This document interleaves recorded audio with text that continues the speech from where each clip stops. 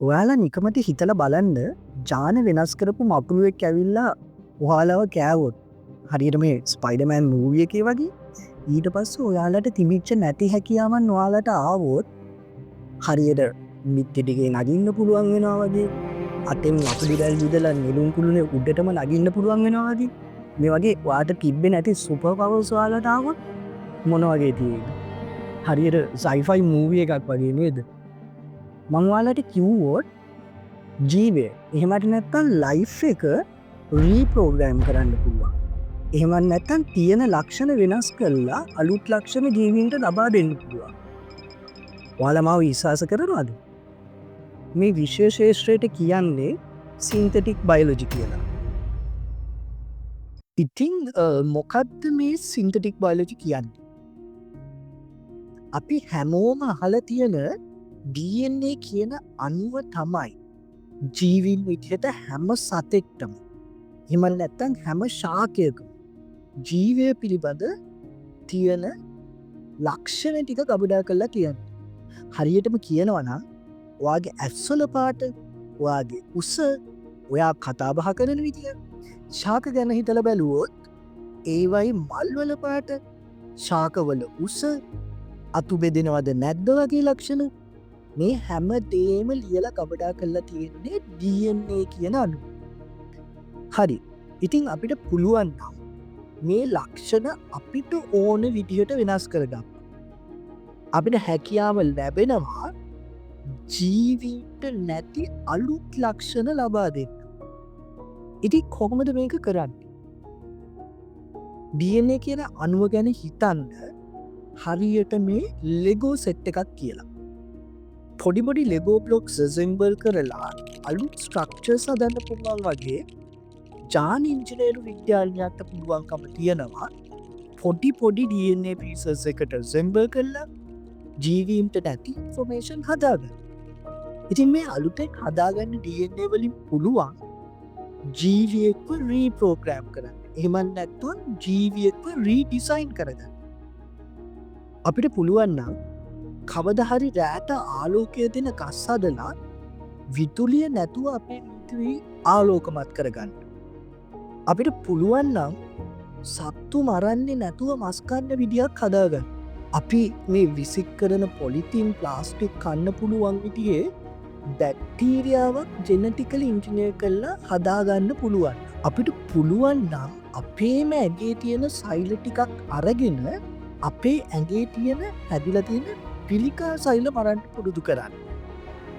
මුළු ලෝකෙම තියෙන කම්පියුටර් ඩේටා ටික ඉතාම කුඩා DNA අණුවක ගබඩා කරලා ප්ලාස්ටික් ටියුබ් එකක් ඇතුළට දාලා අවුරුදු 10 ගණක් වුණත් පරිස්සම් කරන්න පුළුවන්.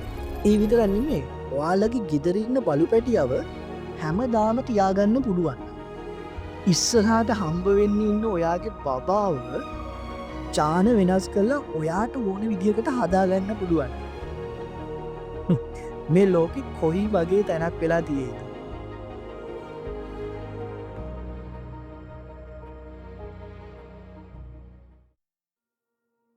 ඉතින් මේ සින්තටික් බයොලොජි වගේ විශේෂ ශාස්ත්‍රයකින් ලංකාවට තියෙන ප්‍රයෝජනය මොකක්ද?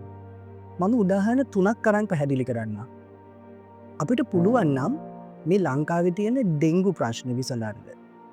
ඩෙන්ගු මදුරුවෙක්ව අරගෙන ඩෙන්ගු වෛරස් එක මදුරුවාගේ ඇඟ ඇතුළට ආපුවහම ඒ වෛරස් එක විනාශ වෙන විදියට ජාන වෙනස් කරලා මදුරුවෙක්ව හදන්න පුළුවන්. එතකොට අපිට පුළුවන් මේ ඩෙන්ගු වෛරස් එක ව්‍යාප්තවීම එක නවත්ත ගන්න. ඒ වගේම තමා කෘෂිකර්මය පැත්තෙන් හිතලා බැලුවොත් අපිට පුළුවන් නම් හදාගන්න මේ වීශාකයක් නියඟ කාලවලදී ප්‍රවෙන, ගම් වතුර කාලවලදී ප්‍රවෙන, ඔයගොල්ලොන්ට හිතනවාට වඩා වැඩි ආස්වැන්නක් ලබා දෙන්න කිසිම ලෙඩකින් ඒ ශාකයේ විනාශ වෙන්නේ නැති විදිහට හදාගන්න පුළුවන්. එහෙම නැත්නම් මේ ලෙඩ හැදෙන්නේ නැති තේ ශාකයක් හදාගන්න පුළුවන්. අපිට කොච්චර ආර්ථික ප්‍රතිලාභ ගේන්න පුළුවන්ද? ඔයගොල්ලෝගේ පරිසරයේ ප්‍රශ්න පැත්තෙන් හිතලා බැලුවොත් හිතලා බලන්න මේ කුඩා ප්ලාස්ටික් අංශු වතුරට එකතු වෙන අපිට පස්සේ ලෙඩ හදන්න පුළුවන් ප්ලාස්ටික් අංශු. අපිට පුළුවන් නම් බැක්ටීරියා එකක් නිර්මාණය කරගන්න වතුර සාම්පල් එක තියෙන ප්ලාස්ටික් අංශු ටික කාලා ඒ ප්ලාස්ටික් ටික වතුරෙන් අයින් කල්ලා ඔයගොල්ලන්ට පිරිසිදු වතුර ලබා දෙන්න. අපේ තියෙන පාරිසරික ගැටලු ගොඩක් විසලෙනවා. මේ සින්තටික් බයලෝජි කියලා කියන්නේ හරිම වටින විශේෂයක්. මේ තාක්ෂණයට පුළුවන් සත්තුන්ට ශාකවලට එහෙම නැත්නම් ශුද්‍රජීවීන්ට නැති ලක්ෂණ ලබා දෙන්න. හැබැයි අපිට දෙයක් කරන්න පුළුවන්කම තියෙනවා කියන එකකින් කියවෙන්නේ නැහැ අපි ඒ දේ කරන්න ඕනෙමයි කියලා. මෙන්න මෙතනදි තමා ආචාර ධර්ම කියන එක වැදගත් වෙන්නේ. එහෙමත් නැත්නම් බයෝ එතික්ස්.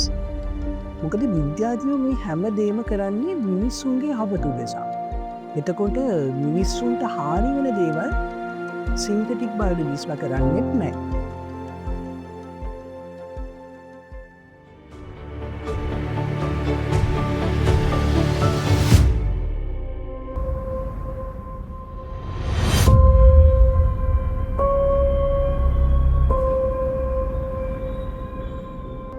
මේ තාක්ෂණය තව දුරටත් විද්‍යා ප්‍රබන්ධ කතාවලට විතරක්ම සීමා වෙලා නෑ.